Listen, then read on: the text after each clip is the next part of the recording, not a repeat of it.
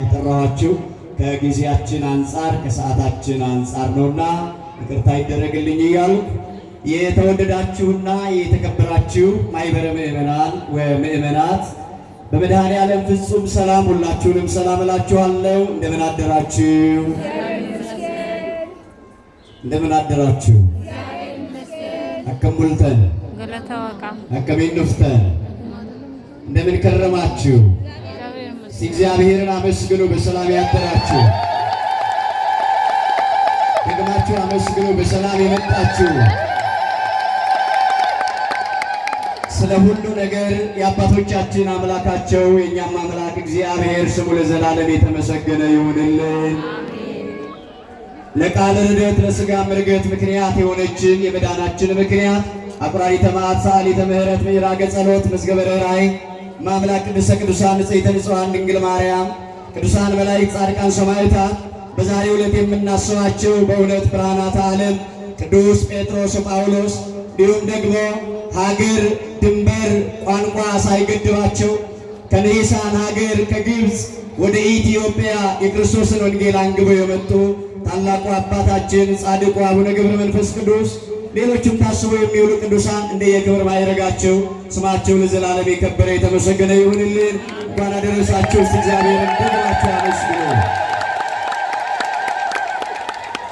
ለመሃሎ ሊቅ እይትናገር ደቂቅ እንዲሉ አባቶች እጅግ በርካታ ሊቃውንት ከበስተጀርባ ያሉ እንደምታውቁ እኔ ከሁሉ የማንስ በሆንም ለመታዘዝ ያህል በፊታቸው ቆም ያለው እነሱ ቢያስተምሩ እነሱ ቢናገሩ የሚያምርባቸው ሞገስ ያላቸው ጸጋው የበዛላቸው አባቶቻችን ናቸውና በእውነቱ የአባቶቻችን አምላክ እግዚአብሔር እኔንም እንዲረዳኝ እናንተንም ማስተዋሉን ጥበቡን እንዲሰጥልን እግዚአብሔርን ከፍ ባለ ድምፅ ለአባቶቻችን አመስግኑላቸው።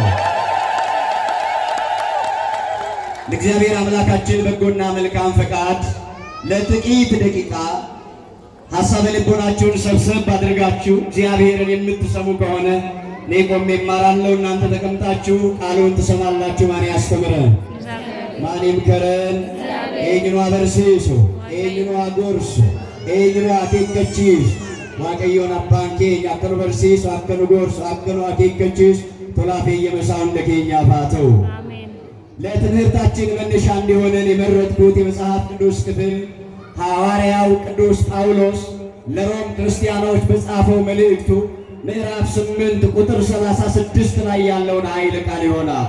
ሮሜ ምዕራፍ 8 ቁጥር 36 እንዲህ ይላል ቃሉ፣ ስለ አንተ ቀኑን ሁሉ እንገደላለን፣ እንደሚታረዱም በጎች ተቆጠርን ይላል። ስለ አንተ ቀኑን ሁሉ እንገደላለን እንደሚታረዱም በጎች ተቆጠርን ይላል። ቁልቁሎን ጳውሎስ ሰቦተ ወረሮ ማፍ ኤርጋሳ ኤርግ ሮሜ በቆና ሰዴ ሶዶም ይጃረት ዋዬ ኬቲ ጉያ ጉቱ ኒአቼፈምና አከሆነ ተቀልማፍ ዴመኒትስ ለካ አምኔ ጀለ ቁልቁሎን ታላቅ በዓል ነው።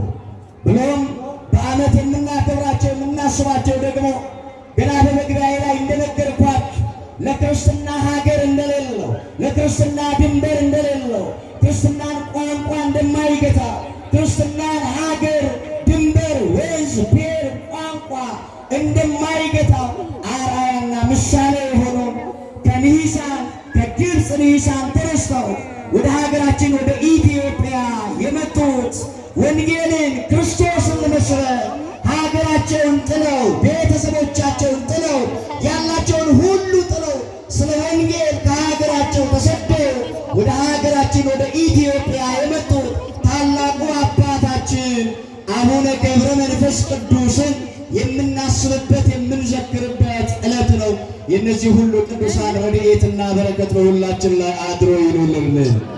እንግዲህ እነዚህ በዓላት ነው የምናከብረው። እኔ ከእነዚህ በዓላት መካከል ስለ ብርሃናተ ዓለም ቅዱስ ጳውሎስና ቅዱስ ጴጥሮስ አጠር ላለች ደቂቃ እነግራችኋለሁ። መቼም በዘመናት እዚህ ንግስ እናነግሳለን፣ በዓላትን እናከብራለን። ከበዓላት በኋላ ወደ ቤታችን ተመልሰን ስንሄድ አንድ ፈታኝ ቀርቦ ዛሬ ለምንድን ነው ቤተክርስቲያን ሄዳችሁት? ምንድን ነው ዛሬ የተሰባሰባችሁበት ምክንያት ተብሎ እንጠየቅ። የዓመቱ አቡዬ ስለሆኑ ነው መልሳችን አይደል? አብዛኞቻችን የዓመቱ አቦ ስለሆኑ ወይም የዓመቱ ገብርኤል ስለሆኑ የዓመቷ ማርያም ስለሆነች፣ ቤተክርስቲያን ግን የዓመቱ ገብርኤል፣ የዓመቷ ማርያም፣ የዓመቱ ሚካኤል እያለች አይደለም የምታስተምረው። የተወደዳችሁ ምእመናን እዚህ ስትመጡ በዓላቶቻችንን ስናከብር አንዳንድ ሰዎች ይህችን ቤተክርስቲያን ካለማወቃቸው የተነሳ እኛ በቅዱሳን ስም ስንሰባሰብ፣ እኛ በመላእክት ስም በእመቤታችን ስም ስንሰባሰብ የተሰባሰብንበትን ዓላማ ባለመረዳት የምናመልከው ቅዱሳንን የሚመስላቸው፣ ድንግል ማርያምን የምናመልክ የሚመስላቸው፣ ነቢያት ሐዋርያትን የምናመልክ የሚመስላቸው፣ ፍጹም ክርስቶስን የማናውቅ ክርስቶስን የማንሰብክ ክርስቶስን በሕይወት የማንኖር የሚመስላቸው በዚህ ዘመን እንደ አሸን የፈሉ አሉ። እኛ ግን የምናመልከው ማንን ነው? ምን አላችሁ? አምላክ አቡነ ገብረ መንፈስ ቅዱስን ነው የምናመልከው ወይስ አቡነ ገብረ መንፈስ ቅዱስን? አምላክ አቡነ ገብረ መንፈስ ቅዱስን ነው የምናመልከው።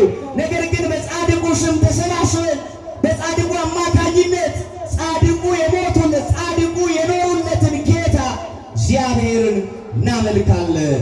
አባታችን ሊቀ ነቢያት ሙሴ ኦሪት ዘዳግም ምዕራፍ 6 ቁጥር 4 ላይ እስራኤል ሆይ ስማ አምላካችን እግዚአብሔር አንድ አምላክ ነው ይላል። አምላካችን እግዚአብሔር ስንት አምላክ ነው?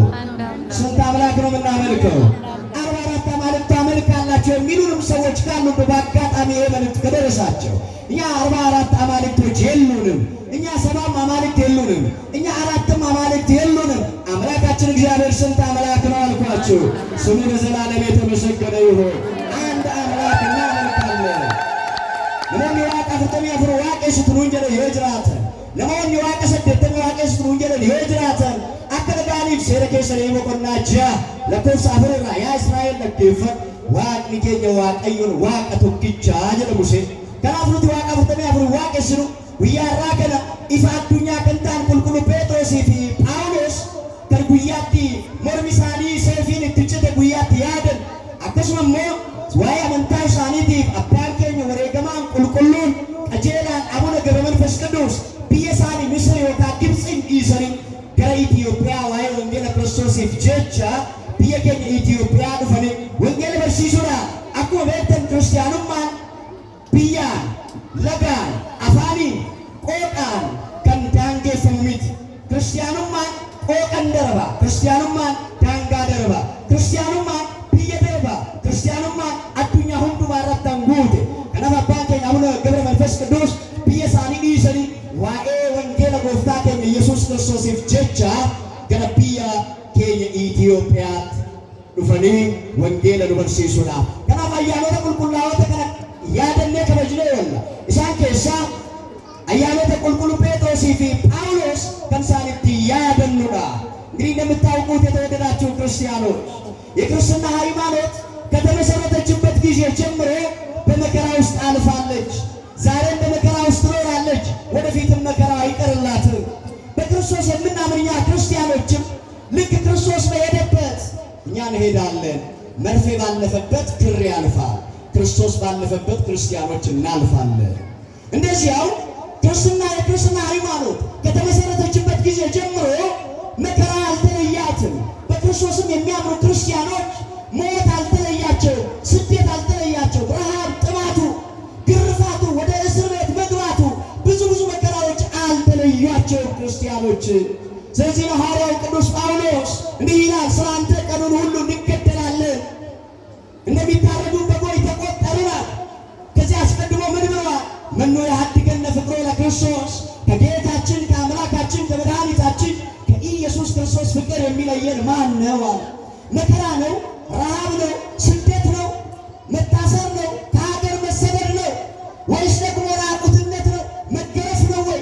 ከክርስቶስ ከአምላካችን ከጌታችን ፍቅር የሚለየን ማን ነው አለ።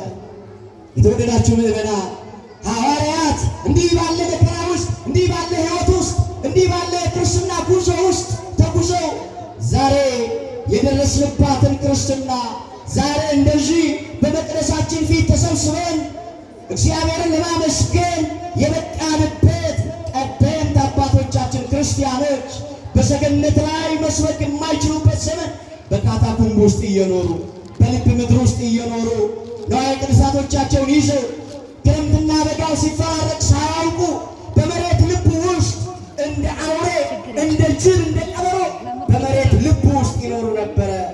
እንዲህ ተሰደው፣ እንዲህ ተገርፈው፣ እንዲህ በመከራውን ሁሉ አልፈው ዛሬ እንደዚህ በክብር ቆመን የምናመልክበትን ክርስትና ያስተላለፉልን አባቶቻችን ናቸው። በረከታቸው ከሁላችን ጋር ትሁን። ስለዚህ ክርስትና እንደ ቀልድ ዛሬ የደረሰ አይደለም። የተወደዳችሁ ምዕመናን፣ ክርስትና ዛሬ የምናምነው ዛሬ የምንከተለው ክርስትና ዝም ብሎ ብቻ ከሆነ ቦታ ላይ ከሆነ አካባቢ ለእኛ ዝም ብሎ ትራንስፈር የተደረገ አይደለም። ሕይወት ተከፍሎበታል፣ አጥንት ተሰብሮበታል፣ ደም ፈሶበታል፣ ሕይወት ጠፍቶበታል። ጀኝ ክርስቲያኑማ መኒ ክርስቲያኑማ አንኬ ለምንታ አንኬ ነኩን ከኒሸና ቀዴስ አከባዮት ሚት ባዮን ትጨበኒር ትዶኒር ሞርሚሳኒ ትቀለሜራ ለፌንሳኒ ትብርኩታይራ እቺሳኒ ጃኔ ጉሪሳኒ ራጭቴ ሞርሚሳኒ ሳኒ ራጭቴ ሚልሳኒ ፈርኪሳኒ ራጭጭቴ ሰበባ ምንታይ ሳኒ ትንቢየሳኒ ጎዳነኒ አሪየተመ ያጀተመኒ አመንታ ኬኛ ሀርአኑ ከአኒሩ አያኒ ሳኒ ኤቢሳኒ ሁንዱ መኬኛ ወጅን ቡሌ አጅራቱ። ታዲያ እነዚህ ምሳሌ የሆኑ ዛሬ የምናከብራቸው የምናስባቸው አባቶቻችን ብርሃናተ ዓለም ቅዱስ ጳውሎስና ቅዱስ ጴጥሮስ ናቸው። የሐዋርያቱን ታሪክ እናንተ በሐዋርያት ታሪክ ገብታችሁ አንብቡ። እኔ ግን እንደው ቅዱስ ጴጥሮስ ገና ከመጠራቱ ጀምሮ ያለውን ነገር ሁሉ ጥሎ ክርስቶስን የተከተለ ታላቅ አረጋዊ ሰው ነበረ።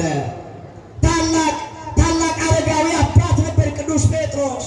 በዚያ በአረጋዊነት ዕድሜ ክርስቶስን የተከተለ ክርስቶስን በማመን ኢየሱስ ክርስቶስን አምኖ እስከ መጨረሻይቱ ሕቅታ ድረስ ክርስቶስን የተከተለ ሐዋርያ ነበረ። መቼም ታውቁታላችሁ ቅዱስ ጴጥሮስን በብዙ ቦታዎች ላይ በተለይ በሐዋርያት ታሪክ ላይ ከሐዋርያት ቀደም በማለት በንግግር ቀደም ተብሎ የሚታወቅ በንግግሩም ፈጣን የነበረ ሐዋርያ ነው። ከሐዋርያትም መካከል በሲመቱ ሊቀ ሐዋርያት ተብሎ የሚታወቅ ሐዋርያ ነው። ታስታውሳላችሁ በደብረ ታቦር ጌታችን መድኃኒታችን ኢየሱስ ክርስቶስ ግርማ መንግሥቱን አምላክነቱን በገለጠበት ጊዜ ሰዎች የሰው ልጅ ማን ብለው ይጠሩታል ባለ ጊዜ በማቴዎስ ወንጌል ምዕራፍ 16 ቁጥር 18 ላይ ቅዱስ ጴጥሮስ ምን አለ? አንተ ክርስቶስ የሕያው እግዚአብሔር ልጅ ነህ አለው። ሌሎቹ ብዙ ሲሉ፣ መጥምቁ ዮሐንስ ነህ ሲሉ፣ ሌሎች ሌላ ሲሉ፣ ዓለም እንዲህ ይሉሃል፣ በዓለም ውስጥ ያሉ እንዲህ ይሉሃል ብለው ሲመልሱለት እናንተስ እኔን ማን ትሉኛላችሁ ብሎ ክርስቶስ ሲጠይቃቸው አንተ ክርስቶስ፣ አንተማ ክርስቶስ የሕያው እግዚአብሔር ልጅ ነህ ብሎ በመመስከሩ ጴጥሮስ አንተ ሥጋና ደም ሥጋዊና ደማዊ ሐሳብ አልገለጠልም፣ የሰማይ አባቴ ገለጠልህ እንጂ አንተ ብፁዕ ነህ። በምድር ያሰርከው በሰማይ የታሰረ ይሆናል፣ በምድር የፈታኸው በሰማይ የተፈታ ይሆናል። ለአንተ የመንግሥተ ሰማያትን መክፈቻ እሰጥሃለሁ ብሎ ጌታችን መድኃኒታችን ኢየሱስ ክርስቶስ ለቅዱስ ጴጥሮስ የመንግሥተ ሰማያትን ቁልፍ ስልጣንን የሰጠው ታላቅ ሐዋርያ ነው። ቅዱስ ጴጥሮስ ስለ ክርስትና ብዙ ዋጋ ከፍሏል። ታስሯል፣ ተደብድቧል፣ በመንገድ ላይ ተጥሏል፣ ተርቧል፣ ተጠምቷል፣ በእንግልት ብዙ ዕድሜውን አሳልፏል። በተለይ ደግሞ በእርጅና ዘመኑ በጣም ብዙ መከራዎችን ተቀብሏል። ቅዱስ ጴጥሮስ ታስታውሳላችሁ በሐዋርያት ሥራ ምዕራፍ 12 ላይ የነበረውን ታሪክ። ቅዱስ ሚካኤል በወህኒ ቤት ውስጥ እያለ ሰንሰለቶቹን ከእጁ ላይ በጥሶ ስለ ክርስቶስ ፍቅር ስለ ወንጌል ብሎ በወህኒ ታስሮ በነበረበት ጊዜ በዛ ሌሊት እግዚአብሔር መልአኩን ልኮ እንዴት እንዳዳነው እንዴት እንደረዳው ታስታውሳላችሁ። የሐዋርያት ሥራ ምዕራፍ 12 አንብቡ። ታዲያ ምዕመናን ብዙ ሐዋርያት እንደዚህ አሁን የነገርኳቸው ቅዱሳን አባቶቻችን ሐዋርያት ስለ ሃይማኖታቸው ስለ ክርስትናቸው ብዙ መከራን ተቀብለዋል። እኔና እናንተ ስንት መከራ ተቀበልን? ስለ ሃይማኖታችን ምን ደረሰብን? ስለ ሃይማኖታችን ምን አይነት መከራ ተቀብለናል? ከሀገር ተሰደናል። ስለ ሃይማኖታችን ተርበናል። አይ ተርበናል ትሉ ይሆናል። የተራብነው ባለመስራታችን እንጂ በክርስትናችን ምክንያት ላይሆን ይችላል። ስለ ክርስትናቸው አባቶቻችን ብዙ መከራን ተቀብለዋል። ከሀገራቸው ተሰደዋል። ያለ ስማቸው ስም እየተሰጣቸው በወህኒ ይታሰሩ ነበረ። እንደውም ታስታውሳላችሁ ሐዋርያው ቅዱስ ጴጥሮስ መልእክቱን ሲጽፍ ምንድን ያለው መስራት በአንደኛ መልእክቱ ምዕራፍ 4 ቁጥር 15 ላይ እንዲህ ይላል፣ ከእናንተ ማንም ነፍሰ ገዳይ ወይም ሌባ ወይም ክፉ አድራጊ እንዲሆን ወይም በሌሎቹ ጉዳይ እንደሚገባ ሆኖ መከራን አይቀበል ይላል ቅዱስ ጴጥሮስ። ከእናንተ መካከል ማንም ነፍሰ ገዳይ ሆኖ ሌባ ሆኖ እንዳይቀበል። ይሄኛው ዋጋ አያስገኝም። ሰው ነፍስ ገድሎ መከራ ሊቀበል ይችል ይሆናል። ሰው ዘርፎ ሌላ ነገር ወንጀል ፈጽሞ በሰራ ወንጀል ቅጣት ሊያገኝ ይችል ይሆናል። ይሄ በክርስትና ሕይወት ውስጥ ዋጋ የለውም። በሰማያዊ አምላክም ዘንድ ዋጋ የለውም። አባቶቻችን ሐዋርያት፣ አባቶቻችን ቅዱሳን፣ አባቶቻችን ክርስቲያኖች ሰርቀው ዘርፈው ገድለው አይደለም ዋጋ የተቀበሉ። የታሰሩት ወንጀል ሰርተው ሳይሆን ወንጌል ሰብከው። የተሰደዱት ወንጀል ሰርተው ሳይሆን ወንጌልን አስተምረው። እነ ቅዱስ ጴጥሮስ፣ እነ ቅዱስ ጳውሎስ፣ ሌሎችም ሐዋርያት በምን ምክንያት ነው የተሰደዱት ካላችሁ፣ በምን ምክንያት ነው የተገፉት የተጠሉት ካላችሁ፣ ወንጀል ሰርተው ወንጀል ተገኝቶባቸው ሳይሆን ወንጌልን ሰብከው፣ ያላመኑትን ወደ ማመን አምጥተው፣ ያልተጠመቁትን አጥምቀው ወደ ክርስትና ኅብረት በመመለሳቸው ስለ ወንጌል ሲሉ መከራን ተቀበሉ። ታስታውሳላችሁ። መድኃኔ ዓለም ኢየሱስ ክርስቶስ በዮሐንስ ወንጌል 16 ላይ ምን እንዳለ? ከምኵራቦቻቸው ያስወጧችኋል፣ ይገድሏችኋል፣ በገዢዎች ፊት ያቆሟችኋል፣ ይገድሏችኋል፣